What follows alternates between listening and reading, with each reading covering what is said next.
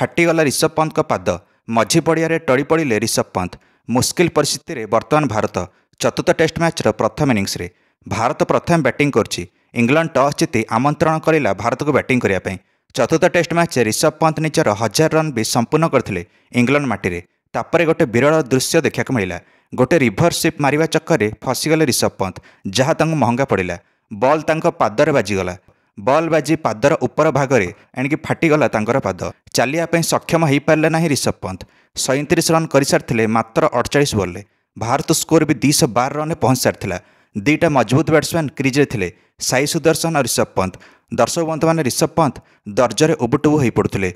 चली चली डगआउट को भी जापारे ना। मेडिकल गाड़ी आसी ऋषभ पंत को डगआउट को नेला। बर्तमान ऋषभ पंत हस्पिटाल। साई सुदर्शन कहले चतुर्थ टेस्ट रे ऋषभ पंत आ खेली पारिबे नाही। बर्तमान तांको अवस्था सांघातिक। तांकर स्कानिंग रिपोर्ट आसिले जना पड़िबो केते दूर जाए सुस्थ अछंते। तापर जना पड़िबो ऋषभ पंत को केते समय लागिबो सुस्थ होआ पई। ए भारत पई गोटे बैट्समैन कमी गला।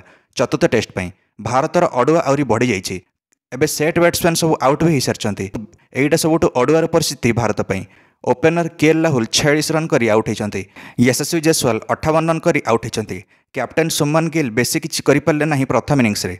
लागुथला भारत प्रथम बैटिंग करछि माने सुमन गिल जे सीरीज रे सर्वाधिक रन स्कोर करि सारछंती। किंतु एई मैच रे मात्र 12 रन करके आउट हले प्रथम इनिंग्स रे बेन स्टोक्स द्वारा। ऋषभ पंत इंजर्ड होला परे साई सुदर्शन एकमात्र सेट बैट्समैन थे भारत पई। आ ऋषभ पंत इंजर्ड होला परे साई सुदर्शन कर मोमेंटम भांगीगला।